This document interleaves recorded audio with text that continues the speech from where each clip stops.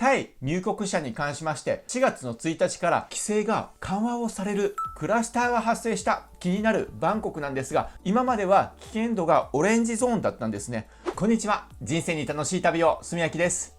今回はですね、前回の動画でバンコクでクラスターが発生したというそういった話をさせていただいたんですが、なんとタイに外国人が入国する際のその規制が緩和をされる。しかもそれが実施されるのが4月の1日かららしいです。そのことについてお話しさせていただきます。今回お伝えするポイントは、まずは1つ目、外国人がタイに入国する際に入国規制が緩和されるわけなんですが、どのような条件になるのか、そちらについてお伝えさせていただきます。そして2つ目、タイ国内でも営業時間などのそういった制限の緩和がされておりますので、そちらについてお伝えさせていただきます。そして3つ目、そうなると気になるのはバンコクで発生したクラスターの件なんですが、たとえタイへの入国規制が緩和されたとしても、新規感染者が増えていくと規制もまた厳しくなる可能性もありますので、ここのところは大切なポイントだと思います。そういったことも踏まえて、最近のタイでの新規感染者の推移、そちらについてお伝えさせていただきます。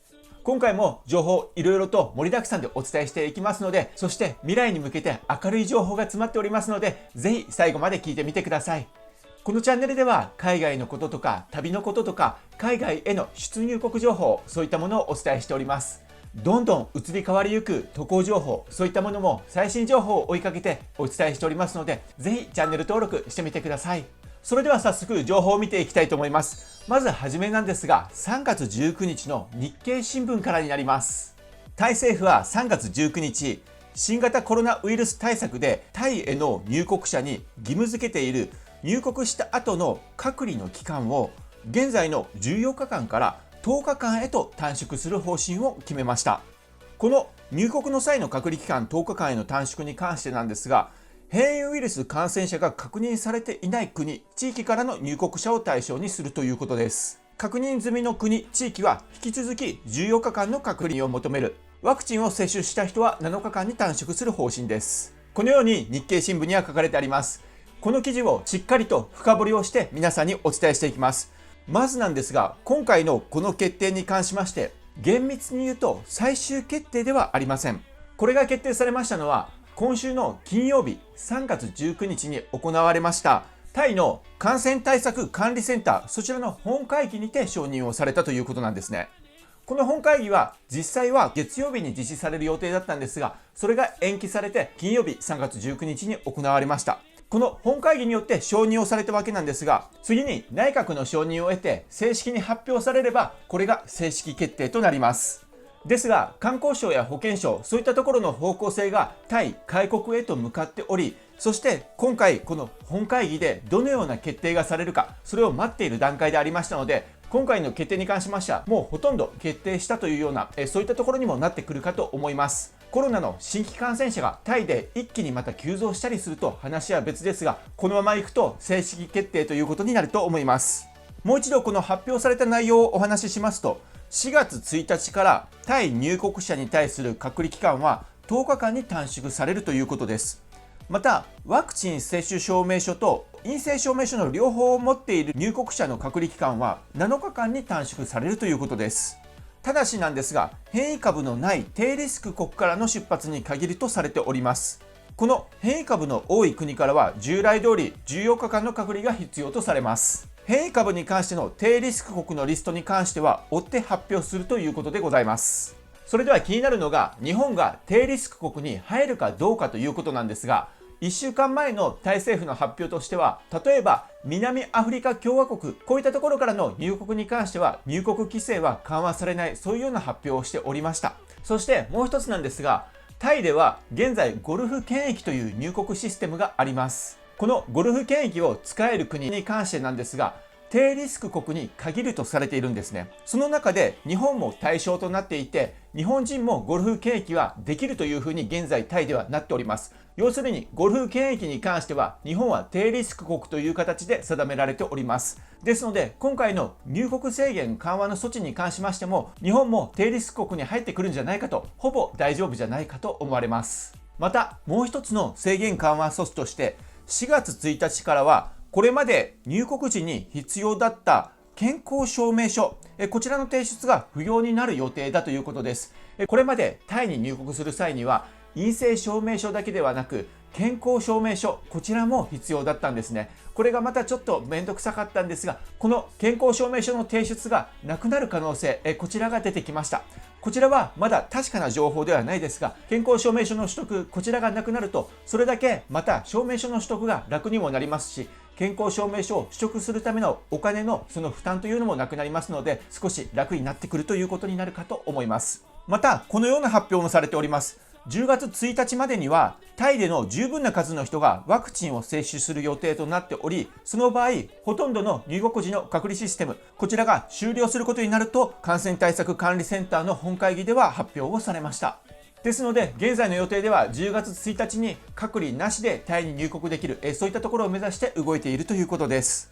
あとですね、もう一つ制限が緩和されるところがあるんです。それはですね、これもまた4月1日以降なんですが、タイに入国した人たちが隔離する際のその隔離期間中でも隔離をしているだけではなく、これからお話しするようなことが可能になります。それはですね、まずプールの利用、そしてフィットネスジムの利用、またホテルの敷地内であれば部屋から出ることができる。そしてホテルの外の店舗への品物や料理の注文、こちらが可能になるということです。この部屋から出てホテルの敷地内であれば行けるということなんですが、こちらはある程度エリアが限定されるのか、それとも全館開放されるのか、それはわからないんですが、それも今後発表されると思います。これまでは2週間の隔離期間、ほとんど部屋の中に缶詰状態だったんですね。それが緩和されるということです。しかも2週間ではなく隔離期間が10日になるというような、そういった方向性に向かっていくということです。また7月1日からは館内のレストランとかマッサージスパの利用も可能になるということでございます。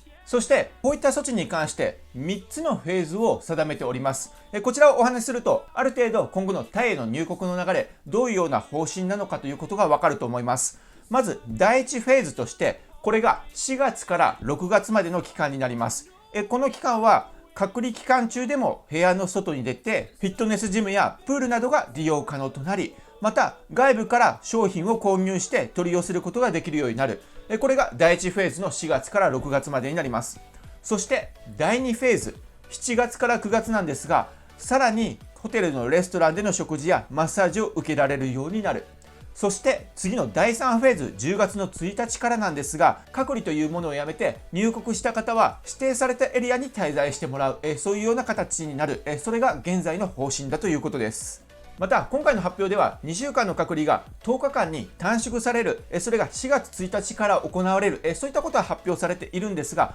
ワクチンを接種している人たちは7日間に短縮される、そういったこともあるんですが、7日間に短縮することに関しましてはまだいつからかということが発表されておりませんので、こちらは今後発表されるものと思われます。この会議で店舗の営業時間とかそういった制限に関しても話し合われたんですね。タイでは現在サムットサコン県1県だけが最大管理ゾーンとして赤色のゾーン、レッドゾーン、一番危険地域ということで指定をされていたんですね。ただ今回の話し合いによってサムットサコンはそのレッドゾーンからオレンジゾーンに引き下げをされました。これによってタイでレッドゾーンとして最大危険地域として指定されている地域はゼロとなりました。サムットサコンでは学校やショッピングモールが再開できるようになるということです。またクラスターが発生した気になるバンコクなんですが、前回のこの動画でもお伝えしたんですが、このバンコクなんですが、今までは危険度がオレンジゾーンだったんですね。そして今回引き上げとかがあるのかなとも思ったんですが、引き上げはなくオレンジゾーンのままということでございます。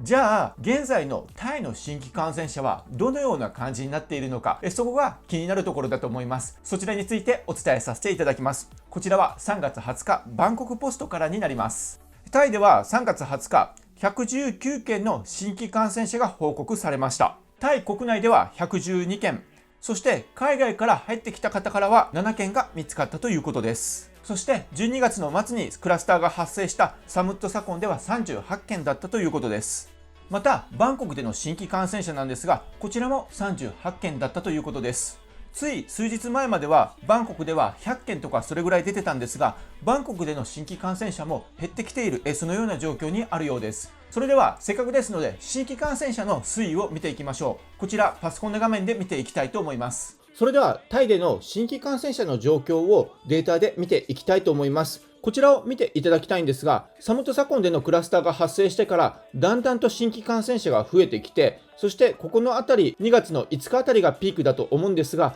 そのピークを超えまして、そしてだんだんと下がってきた感じになります。そしてクラスターが発生したのがここのあたりなんですが、少し増えてはいるんですが、そんなに急激に増えてはいないというような状況になるかと思われます。こちらもうちょっと分かりやすく期間を短くして見てみたいと思います。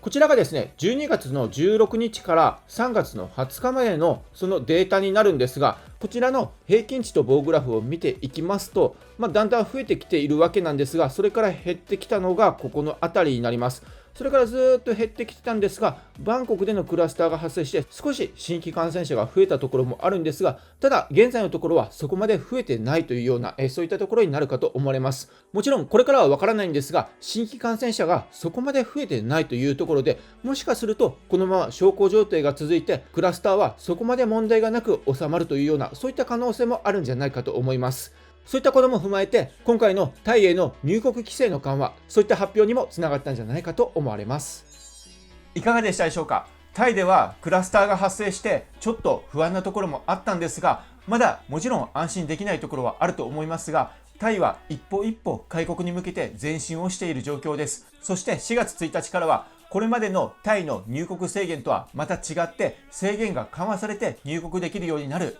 そういった方針だということです。今回お伝えしたことを少しまとめさせていただきます。タイ入国者に関しまして、まずワクチンを接種していない方々は4月の1日から入国時の2週間の隔離検疫、こちらが短縮されて10日間になる予定です。この措置に関しましては変異型ウイルス、こちらの低リスク国に限るということなんですが、この低リスク国に日本も含まれるその可能性は高いと思われます。また隔離期間中も部屋の中でずっと閉じこもっていなければならない、そういったことではなく、プールの利用ですとかフィットネスジムなどの利用が可能になる、そのような制限が緩和される予定でございます。これも4月1日からの予定です。またタイへ渡航するための入国許可証を取るために、これまでは健康証明書が必要だったんですが、これもなくなる可能性が出てきました。こちらに関しましても確実な決定がされましたら、このチャンネルでお伝えさせていただきたいと思います。そういったところではタイ渡航に際して用意する書類が1つ減りますので、少し楽になるんじゃないかと思われます。これからどんどんタイで入国規制緩和の正式発表のことですとか、それ以外のことも新しい方針が打ち出されていく可能性はあると思いますので、このチャンネルでもそういったところを追いかけてこれからもお伝えさせていただきたいと思います。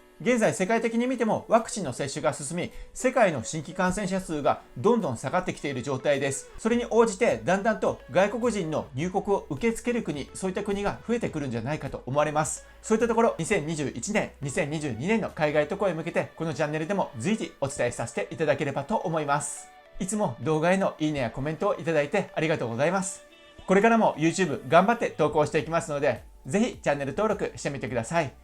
今回もこの動画を見ていただきましてありがとうございました。